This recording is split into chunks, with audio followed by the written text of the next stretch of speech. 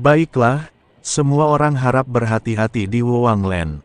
Jika terjadi sesuatu, aku akan memberi tahu kalian. Chen Ping menyingkirkan batu peri dan berkata kepada semua orang. Tuan Chen, Anda harus lebih berhati-hati. Ini adalah wilayah keluarga Huo. Anda telah membunuh Huo Ming, jadi keluarga Huo pasti tidak akan membiarkan Anda lolos. Alasan mengapa keluarga Huo belum melakukan tindakan apapun mungkin karena mereka masih menunggu tangga menuju surga muncul. Master Istana ke-10 memberi instruksi pada Chen Ping. Aku tahu. Chen Ping mengangguk. Chen Ping, jika kamu menghadapi bahaya dan tidak memiliki jalan keluar, maka carilah jalan untuk pergi ke Sekte Tao. Selama kamu memasuki Sekte Tao, bahkan keluarga Huo tidak akan berani bertindak terlalu gegabah. Yun Li melangkah maju dan berkata, Daoisme, tempat apa itu? Aku belum pernah mendengarmu menyebutkannya sebelumnya. Chen Ping bertanya dengan bingung. Sekte Dao hanyalah tempat berkumpulnya para kultivator. Ketika tangga surgawi muncul, semua kultivator akan berkumpul di Sekte Dao. Jadi periode waktu ini adalah waktu yang paling makmur bagi Sekte Dao. Banyak kultivator datang ke negeri Wuwang bukan untuk menaiki tangga menuju surga, tetapi untuk berbisnis di Sekte Dao. Di waktu lain, Sekte Dao sedang tidak ada kegiatan. Daomen adalah satu-satunya tempat di Wuangland yang tidak dikelola oleh keluarga Huo. Semua kekuatan utama di Daomen dikelola bersama secara damai. Ini juga untuk mencegah keluarga Huo memanfaatkan lokasi geografis untuk menekan yang lain. Yun Li mengikuti Chen Ping untuk menjelaskan tempat Tao. Satu hal lagi, Tuan Chen, sebaiknya Anda tidak mempercayai siapapun di negeri Wuwang, terutama dengan identitas Anda saat ini. Siapa tahu ada banyak orang yang mengincar Anda dengan penuh nafsu. Hyun Bin juga berbicara, kakak ipar, kamu tidak perlu terlalu gugup. Tangga menuju surga sudah terbuka, dan kami di kota Sun Mun juga akan berpartisipasi dalam pengelolaan Sekte Tao. Ayahku dan Taois Wuji juga akan berada di sini saat itu. Lin Kevan menepuk bahu Chen Ping dan mengatakan kepadanya untuk tidak terlalu gugup.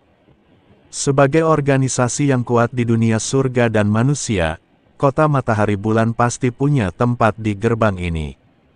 Baiklah, saya mengerti. Chen Ping tersenyum tipis, lalu sosoknya melesat pergi. Setelah melewati area abu-abu yang luas, mata Chen Ping tiba-tiba menjadi jernih. Gunung-gunung yang menjulang tinggi, pepohonan hijau yang subur, padang rumput yang luas, serta kawanan sapi dan domba. Melihat pemandangan indah di depannya, Chen Ping tercengang. Apakah ini tempat tanpa dalih? Chen Ping sedikit bingung. Menurut penjelasan dari Master Istana ke-10, tanah Wuwang ini seharusnya adalah tanah tandus. Tidak ada energi spiritual, tidak ada sumber daya. Memikirkan hal ini, mata Chen Ping tiba-tiba berbinar, dia menepuk dahinya dan berkata, sial, ternyata negeri Wuwang seperti ini. Chen Ping mengetahuinya, tanah Wuwang ini tidak tandus, tetapi tidak ada energi spiritual dan tidak ada sumber daya untuk kultivasi. Bagi para kultivator di dunia surgawi, itu adalah tempat yang tidak berharga. Namun bila kita adalah masyarakat biasa, jika kita berasal dari dunia sekuler, tempat ini dapat disebut sebagai surga dunia. Gunung-gunung dan sungai-sungainya indah, dan ada kawanan hewan di mana-mana. Mereka semua adalah hewan biasa, bukan binatang buas, dan mustahil bagi mereka untuk berubah wujud menjadi manusia. Hebat, akhirnya aku merasa seperti orang biasa lagi. Chen Ping jatuh dari udara ke rumput dan mulai berguling-guling dengan gembira. Setelah menghirup udara segar, saya merasa nyaman. Tempat yang begitu indah telah menjadi tempat yang tidak berarti di mata orang-orang di alam surgawi. Chen Ping sangat tersentuh. Jika memungkinkan, Chen Ping benar-benar ingin menjalani kehidupan yang sederhana dan apa adanya di tempat seperti ini bersama wanita-wanita di sekelilingnya. Namun, Chen Ping tahu bahwa semua itu hanyalah harapan yang berlebihan. Dirinya yang sekarang tidak lagi membiarkannya menjalani kehidupan yang membosankan. Dao You, apakah ini pertama kalinya kamu ke sini? Pada saat ini, sebuah suara tiba-tiba terdengar dari samping Chen Ping. Tubuh Chen Ping sedikit gemetar dan dia langsung berdiri. Dia begitu rileks dan bersemangat tadi sehingga dia bahkan tidak menyadari ada orang yang mendekatinya. Chen Ping berdiri dan melihat dua orang berjalan ke arahnya. Mereka adalah dua wanita, keduanya mengenakan gaun putih. Mereka tampak sangat cantik. Yang terpenting adalah mereka tampak hampir sama persis, kecuali ada dua aksesori kupu-kupu dengan warna berbeda di jepit rambut mereka, satu biru dan satu merah. Kembar, Chen Ping bisa tahu sekilas bahwa mereka kembar. Wanita beraksesoris biru itu melangkah maju dan berkata sambil tersenyum tipis, Dao You, apakah ini pertama kalinya kamu berada di tempat Wowang ini? Bagaimana kamu tahu? Chen Ping bertanya, melihat betapa bersemangatnya kamu tadi, aku tahu ini pertama kalinya bagimu. Saat kami para saudari pertama kali datang, kami sama sepertimu. Tempat ini sangat indah, tetapi sayang sekali tidak ada energi spiritual dan tidak ada sumber daya untuk berkultivasi. Jika saya tinggal di sini terlalu lama, kultivasi saya akan mandek. Wanita dengan aksesoris biru berkata, apa gunanya berlatih? Jika aku bisa menjalani kehidupan biasa di tempat seperti ini, bersama wanita yang kucintai, itu akan sangat bagus. Kata Chen Ping dengan penuh emosi. Tentu saja tujuan berkultivasi adalah menjadi abadi, kata wanita beraksesoris merah. Apa yang terjadi setelah menjadi abadi? Chen Ping terus bertanya. Tentu saja, aku akan terus berkultivasi dan menjadi dewa tertinggi, dewa emas, dewa surgawi, dewa abadi, kaisar abadi. Wanita beraksesoris merah itu berkata dengan penuh kerinduan di matanya. Sekalipun engkau menjadi penguasa, penguasa langit dan bumi, apa yang dapat engkau lakukan? Memandang bintang setiap hari, hidup sendiri, hidup selama 10.000 tahun, 100 juta tahun, atau bahkan selamanya. Chen Ping bertanya, ini, wanita dengan aksesoris merah itu tercengang. Dia tampaknya tidak pernah memikirkan masalah ini. Dalam pemahamannya, yang harus dilakukan adalah terus berlatih dan terus berlatih menuju tingkat yang lebih tinggi. Adapun mengapa dia berlatih dan apa yang akan terjadi setelah dia menjadi penguasa langit dan bumi, dia tidak pernah memikirkannya. Pertanyaan mendadak Chen Ping hari ini membuat wanita beraksesori merah itu sedikit bingung. Sahabatku, setiap orang punya tujuan yang berbeda, maka pemikiran mereka pun berbeda. Mungkin di matamu, lebih baik menjalani hidup sederhana bersama orang yang kau cintai. Tetapi sebagian orang percaya bahwa kesempurnaan hanya dapat diraih dengan berlatih hingga mencapai keabadian. Sasarannya memang berbeda, tetapi tidak ada yang benar atau salah. Jangan bahas ini, rekan Taois. Karena Anda telah datang ke tanah tanpa keinginan, Anda pasti berada di sini untuk menaiki tangga ke surga, bukan? Wanita dengan aksesoris biru itu menyela Chen Ping dan berkata, jika terus seperti ini, otak adikku mungkin akan meledak. Ya, saya ingin melihat tangga ke surga, Chen Ping mengangguk. Tidak banyak kultivator sepertimu yang berada di alam Mahayana tingkat ketiga dan berani memasuki tanah tanpa delusi, apalagi berani menaiki tangga ke surga. Anda adalah salah satu kultivator paling berani yang pernah saya lihat selama bertahun-tahun ini.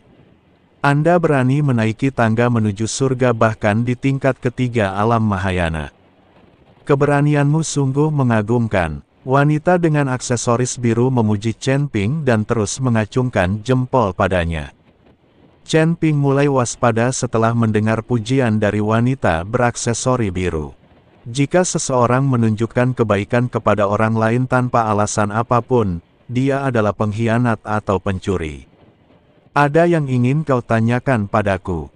Chen Ping bertanya dengan waspada. Tidak, tidak. Wanita berhiaskan aksesoris biru itu menggelengkan kepalanya. Aku hanya mengagumi keberanianmu. Tetapi di tempat yang tidak penting ini, keberanian saja tidak cukup untuk menaiki tangga menuju surga. Menaiki tangga di sini bukanlah hal yang paling berbahaya. Yang paling berbahaya adalah para pendeta yang memasuki tanah yang tidak penting. Ketika mereka melihat bahwa wilayahmu begitu rendah, mereka akan mengambil nyawamu kapan saja. Kamu harus menyembunyikan auramu agar orang lain tidak dapat mendeteksi kekuatanmu yang sebenarnya. Dengan begitu, orang-orang itu tidak akan berani menyerangmu dengan mudah, dan kamu bisa berjalan dengan bebas di tempat ini. Sembunyikan napasmu, ini. Tepat saat Chen Ping hendak bertanya, wanita dengan aksesori biru itu memotongnya dan berkata, "Aku tahu kau tidak tahu mantra untuk menyembunyikan auramu, tetapi itu tidak masalah. Aku punya rune penyembunyian di sini. Kau hanya perlu mengenakan rune ini di tubuhmu untuk menyembunyikan auramu, dan orang lain tidak akan bisa mendeteksi kekuatanmu." Wanita dengan aksesoris biru itu mengeluarkan sebuah rune, menggoyangkannya ke arah Chen Ping dan berkata. Melihat ini, Chen Ping langsung tertawa. Dia sekarang mengerti mengapa wanita ini memujinya tadi. Ternyata dia ingin menjual jimat penyembunyian kepadanya. "Kau memberiku jimat penyembunyian ini secara gratis?" tanya Chen Ping dengan sengaja. "Itu tidak akan berhasil. Jimat penyembunyian ini digambar sendiri oleh seorang ahli jimat tingkat tinggi. Aku juga menghabiskan banyak sumber daya untuk mendapatkannya. Tetapi jika kamu mau, aku bisa memberimu sebagian, tetapi aku tidak akan pernah bisa memberikannya kepadamu secara cuma-cuma. Jika orang lain menginginkannya, aku tidak akan memberikannya kepada mereka, tidak peduli berapa banyak sumber daya yang mereka keluarkan. Aku melihat bahwa kamu cantik dan menarik, jadi aku memberikan sebagian kepadamu," kata wanita aksesoris biru. "Kakak, kita tidak punya banyak rune lagi. Bagaimana kamu bisa memberikannya kepada orang lain? Kita menghabiskan banyak uang untuk mengundang seorang master rune untuk menggambarnya. Jika kamu menyerah, apalagi yang kita butuhkan?" Wanita dengan aksesoris merah bergegas menghentikannya. "Kakak, kurasa kekuatan orang Tao ini terlalu rendah. Aku tidak tega melihatnya terluka. Berikan saja dia sedikit," kata wanita aksesoris biru. "Kau tidak bisa membiarkannya?" Wanita dengan aksesoris merah itu berusaha sekuat tenaga untuk menghentikannya. Chen Ping tidak dapat menahan tawa saat melihat kerja keras kedua orang itu. Bagaimana bisa ada penipuan seperti itu di dunia ini? Karena benda ini sangat penting bagimu, aku tidak akan mengambilnya. Aku tidak bisa mempersulit kalian, saudariku. Chen Ping memutuskan untuk menggoda saudara kembar itu, dan setelah mengatakan itu, dia berbalik dan hendak pergi. Pada saat itu, saudara kembar itu tercengang. Awalnya, mereka ingin mengadakan pertunjukan di depan Chen Ping sehingga mereka dapat menjual jimat penyembunyian itu dengan harga tinggi. Tapi sekarang Chen Ping berbalik dan pergi. "Hei, hei, hei." Wanita berhiaskan aksesoris biru itu menyusul Chen Ping. "Daoyou, jangan pergi. Adikku tidak tahu apa-apa. Bagaimana kalau aku memberimu jimat penyembunyian ini dengan harga yang lebih murah?" "Berapa harganya?" tanya Chen Ping. "Bagaimana kalau satu untuk 10.000 batu peri?" kata wanita dengan aksesoris biru. 10.000 batu roh abadi. Chen Ping tercengang, rune rusakmu bernilai 10.000 batu roh abadi. Mengapa kau tidak pergi dan merampoknya? Temanku, jika menurutmu itu terlalu mahal, kita bisa membicarakannya. Wanita dengan aksesoris biru itu tersenyum dan berkata, "Tidak, tidak," kata Chen Ping sambil hendak berbalik dan pergi. Tetapi sebelum dia bisa berbalik, wanita dengan aksesoris merah itu mengarahkan pedangnya langsung ke Chen Ping. "Karena kamu yang meminta, aku harus melakukannya. Kalau tidak, jangan salahkan aku karena bersikap kasar." Wanita dengan aksesoris merah memancarkan aura alam Mahayana tingkat ke-9. Apakah kamu memaksaku untuk membeli ini? Kata Chen Ping sambil tersenyum. Ya, kami para saudari bukanlah orang-orang yang tidak masuk akal. Kau gunakan batu peri itu untuk membeli jimat penyembunyian kami. Ini adalah transaksi. Jika aku bertemu orang lain, aku akan membunuhmu dengan pedang dan mengambil semuanya darimu. Wanita dengan aksesoris biru juga bicara. Ini pertama kalinya aku mendengar seseorang berbicara tentang jual beli paksa dengan cara yang begitu luhur dan mulia. Aku punya batu peri, tapi aku tidak akan membeli jimat penyembunyianmu. Chen Ping tersenyum tipis. Wah, kamu tidak takut mati. Wanita dengan aksesori biru itu mengerutkan kening. Aku takut mati, tapi kalian berdua tidak bisa membunuhku. Kata Chen Ping. Kamu hanya seorang kultivator kelas 3 di alam Mahayana, dan kamu berani berbicara besar seperti itu. Belum lagi kita berdua, aku bisa mengirimmu ke surga hanya dengan satu pedang. Wanita dengan aksesori merah itu mendengus dingin.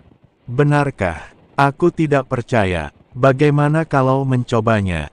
Chen Ping melambai pada wanita beraksesori merah itu dengan penuh provokasi. Pengadilan kematian. Setelah wanita beraksesoris merah itu selesai berbicara, dia hendak menebas Chen Ping dengan pedangnya. Hentikan, kalian berdua, keluar dari sini, orang ini milikku. Bersamaan dengan suara gemuruh, datanglah seorang pemuda berjubah brokat, berliontin giok di pinggangnya, dan membawa kipas lipat di tangannya. Di belakang pemuda itu, ada dua pendeta dengan ekspresi dingin.